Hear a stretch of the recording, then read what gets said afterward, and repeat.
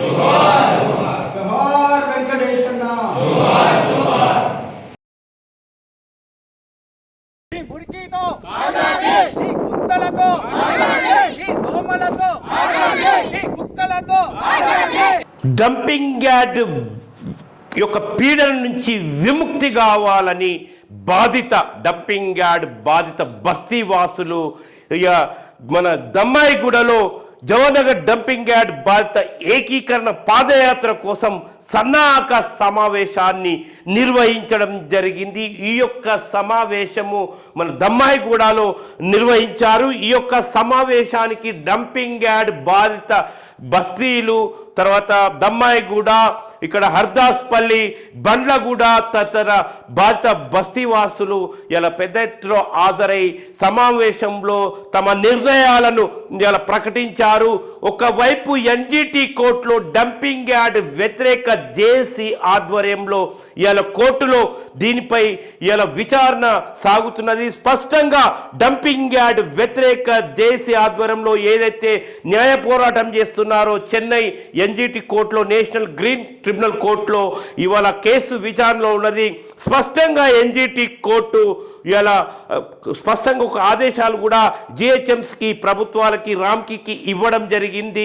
ఏంటంటే దశల వారీగా ఇలా రామ్కి ఇలా పెద్ద గుట్టలాగా పేరుకుపోయినటువంటి ఈ చెత్త గుట్టను క్రమక్రమంగా విద్యుత్ ప్లాంట్కు వినియోగిస్తూ దాన్ని మొత్తం తీసివేసే కార్యక్రమం చేయాలని చెప్తూ, మరోవైపు సిటీకి నలు దిశల ఈ యొక్క డంపింగ్ యార్డులు ఏర్పాటు చేసి జవహర్ నగర్ పై ఈ భారాన్ని తగ్గించాలి, క్రమక్రమంగా ఇక్కడ డంపింగ్ యార్డ్ యొక్క భారాన్ని తగ్గించాలని చెప్పేసి ఎన్జిటి కోర్టు తాజా తీర్పులు ఇచ్చినప్పటికీ అనేక ఉల్లంఘనలు ఇవాళ అనేక ఉల్లంఘనలు చేస్తూ డంపింగ్ యార్డ్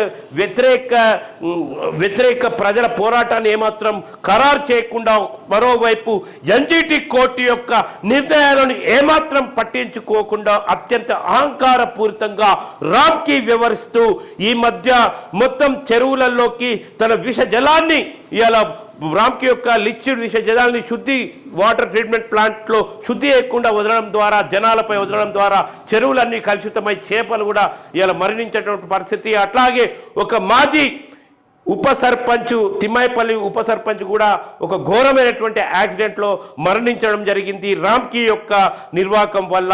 దీనిపై ప్రజలు తీవ్రమైనటువంటి ఆగ్రవేశాలకు గురై రామ్కీపై పెద్ద ఎత్తున ప్రతిఘటన పోరాటాన్ని కూడా నిర్వహించినటువంటి పరిస్థితి. ఈ నేపథ్యంలో ఇలా ఇందిరా పార్కులో కూడా ఒక భారీ ఎత్తున దీక్షలను కూడా మన దమ్మాయి కూడా మన డంకీ డంపింగ్ యార్డ్ వ్యతిరేక జేఏసీ ఆధ్వర్యంలో నిర్వహించడం జరిగింది. ఇంకా ఈ పోరాటాన్ని, ఈ ఉద్యమ దివిటీని ఇంకా ఇలాగే కొనసాగించడం కోసం ఎన్జిటి కోర్టు యొక్క తీర్పులను అమలు చేయాలని చెప్పేసి, ఇవాళ ఆర్డర్స్ను అమలు చేయాలని చెప్పేసి పోరాటం చేస్తూ ప్రభుత్వం యొక్క కళ్ళు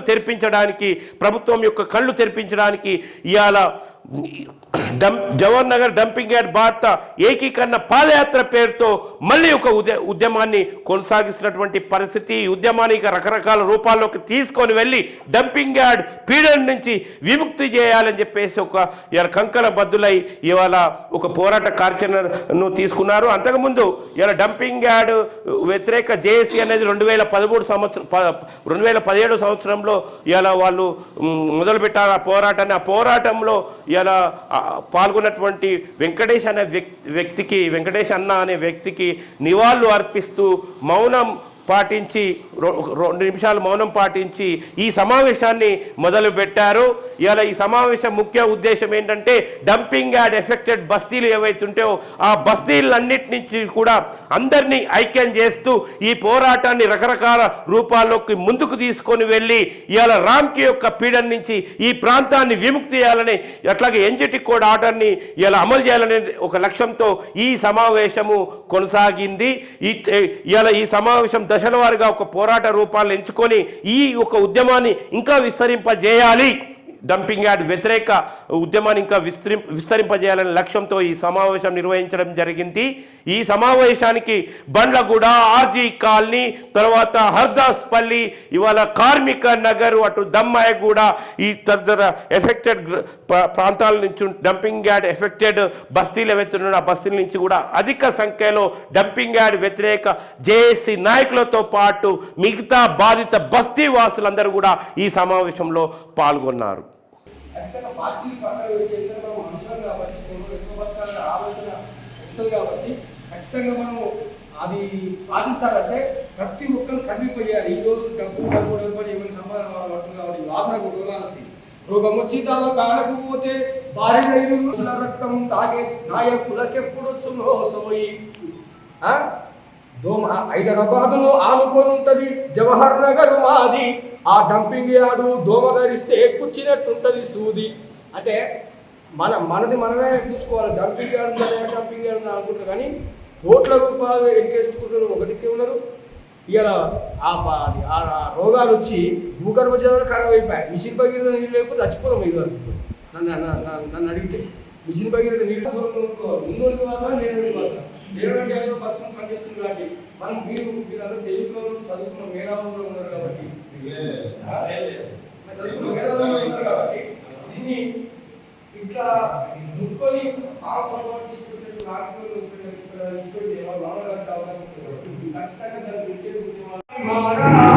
సమాజము అసంతృప్తి నిరాశ నేడు అసంతృప్తి నిరాశ నేడు అడుగడుగున సమాజములు ఆవరించగా మారాలి మన సమాజము మారాలి మారాలి మన సమాజము ప్రజాస్వామ్యం పేరా పదవుల వేట ప్రజాధనం పంపకాలురా మారాలి మన సమాజము మారాలి.